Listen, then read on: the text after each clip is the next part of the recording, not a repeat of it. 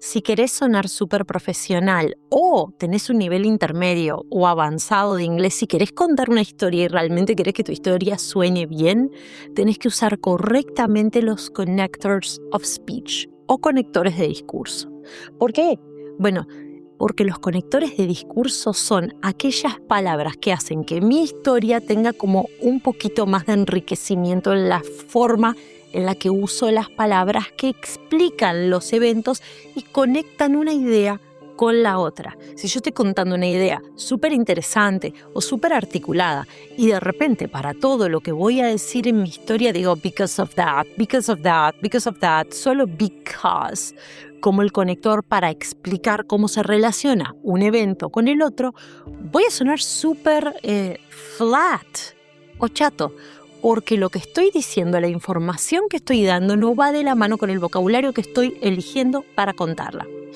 Entonces, si estás en un nivel intermedio o estás en un nivel avanzado y querés aprender a usar los connectors of speech correctamente, quédate en este video en YouTube que te voy a contar una historia para aprenderlo.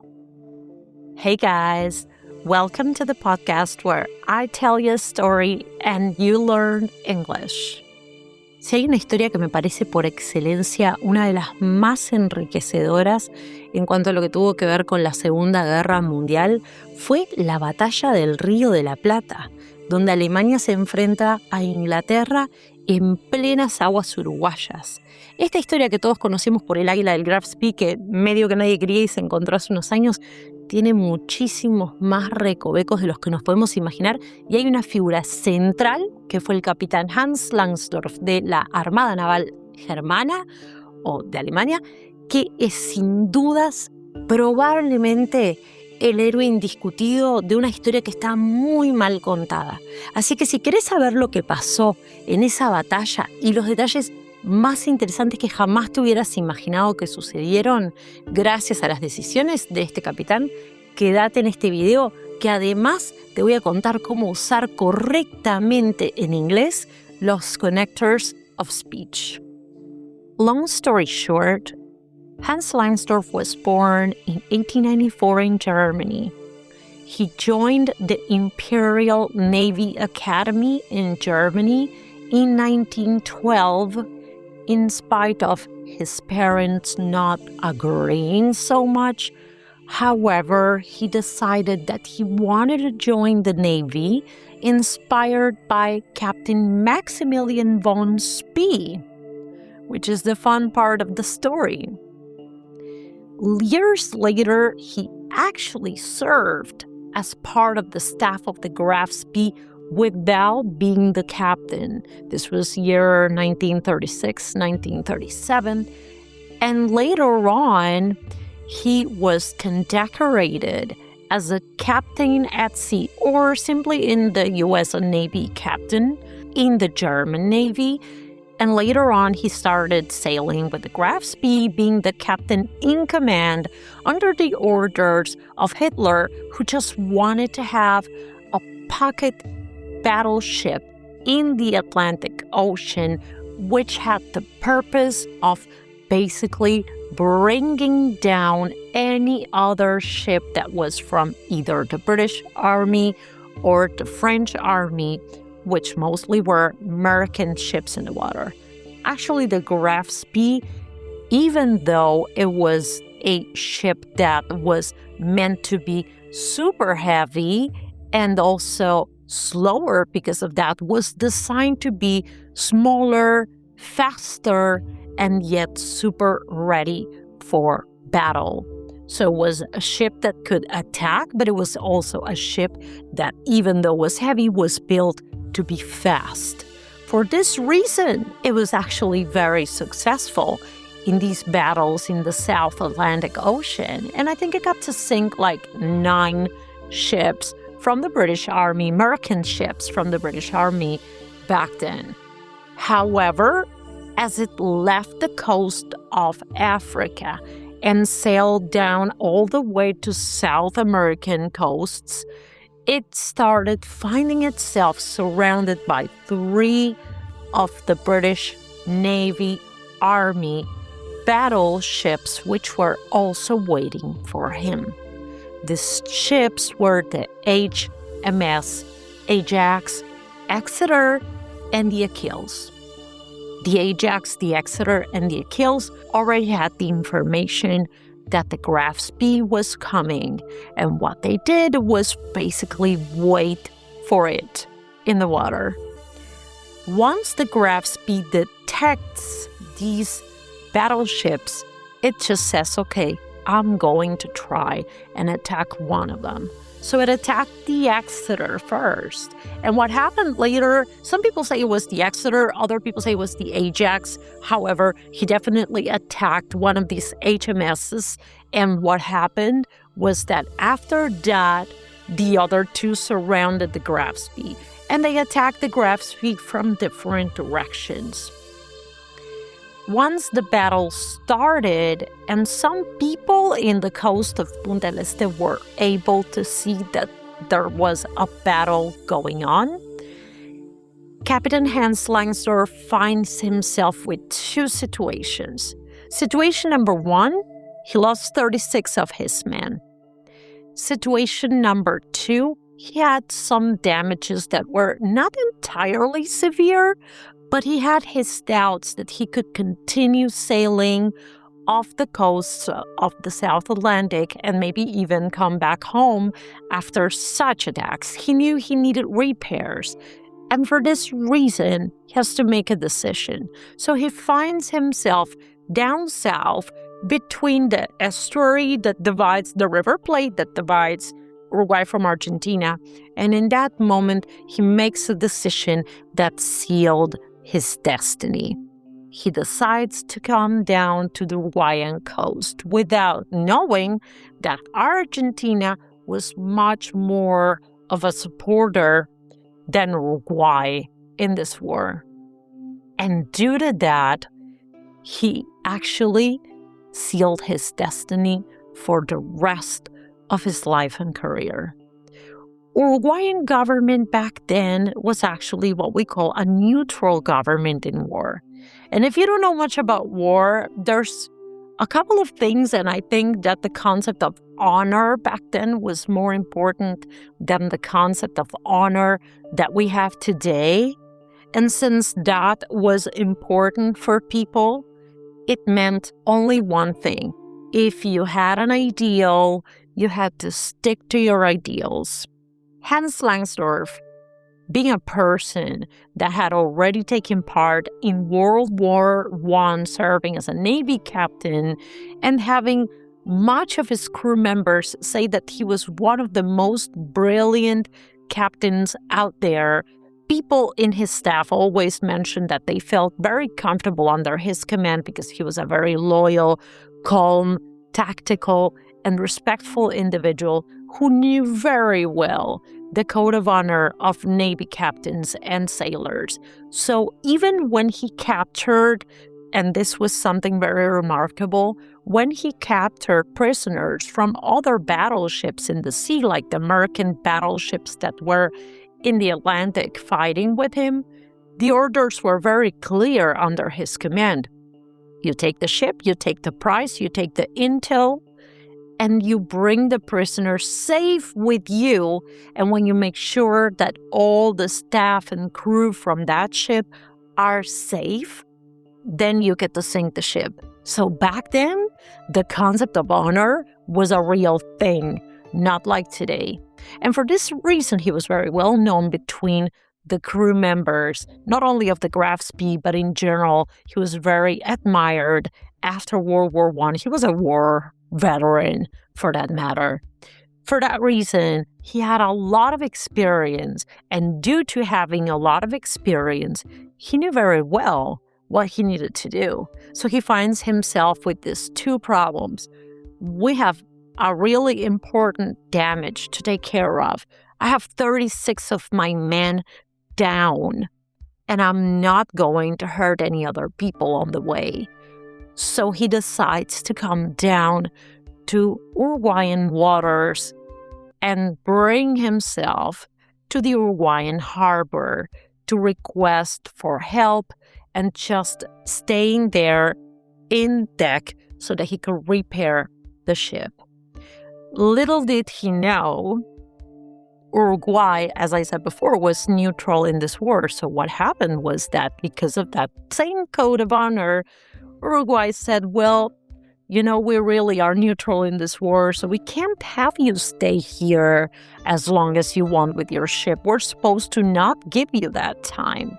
According to the law back then, if you were a neutral country in a war, that meant that any ship that was in a battle landing at your coasts only could stay there for 24 hours. It was not acceptable that they stayed any longer. So the Uruguayan government comes to Langsdorff and says, you cannot stay any longer than 24 hours. Then he tells them, but we need to repair this ship, otherwise I can't bring my people back to water. And since that was his answer, the Uruguayan government felt the pressure of not letting these people go back and sail and potentially die. But they also couldn't allow the possibility of promoting another battle in the ocean if they agreed to have him repair his ships. The repairs had to be minimal for sailing off the coast without allowing the Graf Spee to be completely back at full performance, because that would mean supporting a war. So he finds himself in this situation where he only has a few hours to figure things out.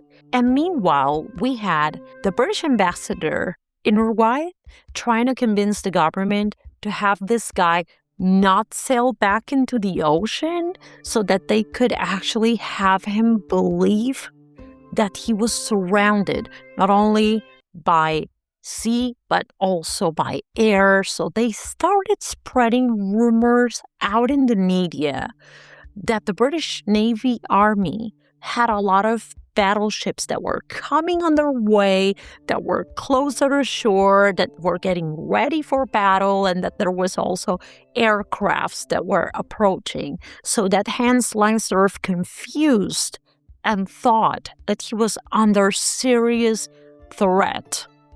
Given that he thought he was under serious threat, Hans Langsdorff starts becoming really, really confused and emotional. And he goes like, okay, I don't have a chance out there. So what does he do? What do you do when you're in that type of situation where you say, I have no escape here? So he calls Berlin, of course. And he says, hey, I have an issue. We have 36 men down. There's 3 other battleships out there, 3 HMSs that are waiting for us. I already hit one of them, but we got seriously damaged and we need repairs. We're in a neutral government water. We cannot just sail back just like that. However, the orders from the council back in Germany where you have to come back to Germany, and while you try to return your way back into the ocean, bring down any opponents that you find along the way. So in that way, we at least make sure that one of them is down, or take as many as you can. So Hans Langsdorff finds himself in this situation where he's told that he needs to go back home, and if he finds someone he can bring down along the way, so be it. But this guy, he didn't really care what Adolf Hitler stood for. He had already many, many years of service on top of himself. He served World War I. He was already a captain, a veteran of war. He was already in charge of the Graf Spee. So by the time that he receives these orders, and for that reason, he says, I'm not going to follow along. I am going to do what is best for my crew, best for the opponents, and what's the best case scenario out here. And the best case scenario out here was bringing the Graf Spee down.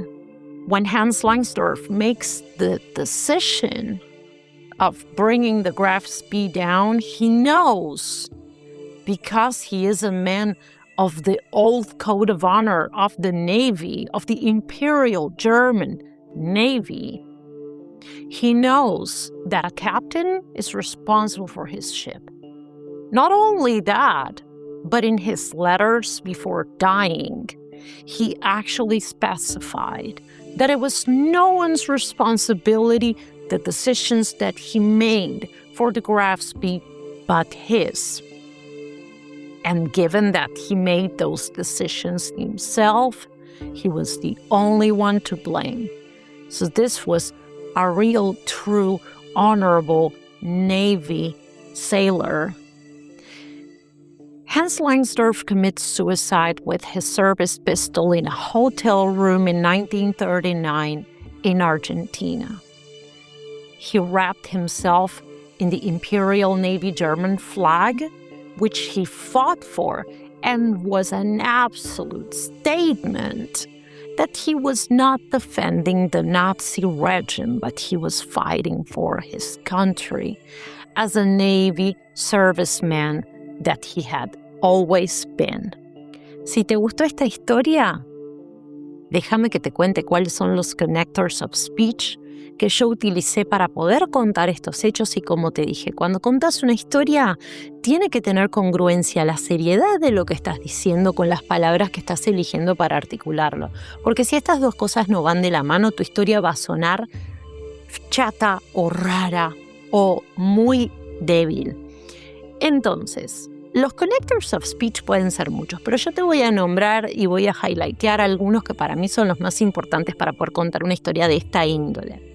Yo usé for that reason, given that, due to, since, hence, however, que no es lo mismo que because of that, pero vamos a trabajar sobre estos 6 que son fundamentales. For that reason es lo mismo que traducido al español decir por esa razón. ¿Ok? For this reason, for that reason. No hay mucha diferencia en que uses uno o el otro. This reason parece algo que está más cercano a este momento, esta razón de la que estoy hablando. That reason, aquella razón que esa persona puede haber tenido back then, en aquel momento. Es una cuestión de cercanía de tiempo que tú utilices el this o el that con for this reason o for that reason. Sin embargo, la traducción al español es exactamente la misma. Por ejemplo, si yo digo, he knew he didn't have a lot of time in Uruguay, and for that reason, está lejana en el tiempo, he decides to blow the ship off. Entonces, en este caso usé for that reason, pero ¿qué hubiese pasado si yo hubiese decidido usar due to o given that? Si yo hubiese usado given that, lo voy a usar al principio de la oración. Entonces, en vez de conectar dos ideas como hacemos con el for that reason, voy a empezar la oración con el given that. Given that he didn't have a lot of time in Uruguayan waters, he decides to blow off the ship. Given that, que es lo mismo que dado que, va a ir al principio de la oración porque vos estás hablando de la condición que se da y que deriva en una situación que viene de ella. Entonces, given that he couldn't stay for too long in Uruguayan waters, o sea, esta es mi condición, no se puede quedar mucho tiempo en aguas uruguayas, he blew off the ship. Entonces, esta primera remarca lo que sucede con la segunda. Por eso el given that va adelante, porque es lo que está dado para que suceda esto otro después. Cuando usamos el due to, es medio parecido, porque en realidad el due to puede ser utilizado tanto al principio como en el medio. Yo puedo decir due to the fact, y cuando usamos the fact es el hecho de que. Entonces, due to the fact that he couldn't stay for too long in Uruguayan waters, he blew off the ship. Entonces, due to the fact, debido a el hecho de que, y ahí pongo el condicionante, que no se podía quedar en el agua uruguaya. Entonces, el due to the fact podría ir al principio, pero también podría usarlo en el medio de la oración si yo dijera, he couldn't stay in Uruguayan waters for too long due to the commands of the Uruguayan government. Entonces, debido a las órdenes uruguayas es que no se podía quedar en aguas uruguayas. Entonces, el segundo es la razón por la que sucede el primero. Due to the fact that the government didn't want, o due to the Uruguayan government commands. O sea que todo lo que digo primero pasa debido a lo que digo después. Entonces el due to es un poco más dinámico. Puede ir al principio como due to the fact, o puede ir en el medio para explicar lo que sucede como consecuencia y por qué pasa. Cuando utilizamos el since o el hence, por ejemplo, también funcionan de una manera similar en el sentido de que el significado no varía mucho y es el mismo. Pero vamos a ver por qué estas son dos palabras, no son frases. Entonces, ¿cómo pongo estas frases en una oración? Since va a ir generalmente al principio, ¿ok? Como el given that. Entonces, since he couldn't stay in Uruguayan waters, he decided to blow off the ship. Since he couldn't stay. Ya que no se podía quedar. Entonces, el since, he, o sea, since y la persona y el acto, o sea, el verbo de acción. Since he couldn't stay. Since he couldn't leave. Since he didn't know what else to do. Since Uruguay was neutral. O sea, que pongo el since y que me empiezo a dar cuenta que al lado va el sujeto.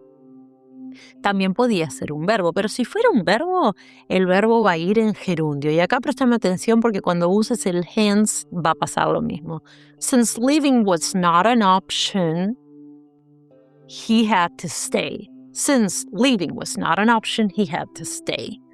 Entonces, cuando uses el verbo, asegúrate siempre de que el verbo que habla de la acción, o sea, el debido a que o ya que, y una acción ya que no se podía ir, since living was not an option, vas a usar el verbo en gerundio. Ahora podés observar igual que el since fue al principio, ¿verdad? Como dijimos hoy, como en el given that, o el for that reason, aunque el for that reason generalmente viene acompañado de la idea anterior. El given that es lo más parecido que hay al since en este aspecto porque se suele usar al principio. Ahora, ¿qué pasa con el hence? El hence no puede ir al principio de una oración. El hence tiene que responder a algo que yo digo antes que trae aparejada una consecuencia siempre. Y si esa consecuencia es una acción, voy a tener que usar el gerundio igual que hice con el since. ¿Ok? Entonces, cuando uses hence, que es como decir y por lo tanto, vas a usar un verbo de acción en gerundio. Por ejemplo, si digo, he knew if he went back to Germany, he would be bringing all these people in a damaged ship, hence putting their lives in danger. O sea, ¿qué estoy diciendo? Que si él sabía que volvía y que tenía un barco que venía muy dañado, ¿qué pasaba con su gente? Por lo tanto, iba a poner sus vidas en peligro. So, he knew he was bringing people to a war that was meaningless, hence killing them for no reason. Entonces, he knew he was bringing people to a war for no reason. O sea que él ya tenía claro que si los llevaba de vuelta para allá, iban a morir sin motivo. Eso es la consecuencia, morir sin motivo. Entonces el hence viene a utilizarse como mecanismo para explicar que el fundamento de su pensamiento justifica lo primero que él estaba pensando. He knew he was bringing people to a war that was going to kill them for no reason. Hence, deciding that staying was the best. Entonces, cada vez que yo use el hence y el verbo va con ing, acordate que lo que estás haciendo es lo mismo que decir por lo tanto. O sea, que vos estás hablando de la consecuencia directa y clara que eso iba a tener. ¿Te das cuenta que si yo hubiese usado and because of that en cada una, hubiese bajado muchísimo el nivel de lo que estoy contando? Porque la historia es una historia que me está pidiendo que los conectores que yo uso sean correctos, expliquen los motivos y tengan el mismo nivel literario o el mismo nivel de seriedad que la historia que yo conté. Lo mismo que cuando usamos el however. Cuando usamos however es lo mismo que decir but. Pero sin embargo, cuando yo uso however, que es como decir sin embargo, es una manera un poquito más formal o un poquito más seria de decir but. Y además que el sin embargo no es lo mismo que el pero, ¿verdad? Por algo existe la palabra sin embargo. No todo se soluciona con un pero. Del mismo modo que no todo se soluciona con y por eso. Entonces el however, si yo digo he decided to stay, however, Berlin said a different thing. However, sin embargo, o sea que del otro lado las cosas no eran de la misma manera, no respondían de la misma forma. Si yo hubiese usado el but, he decided to stay, but the orders were very different. Está perfecto a nivel significado.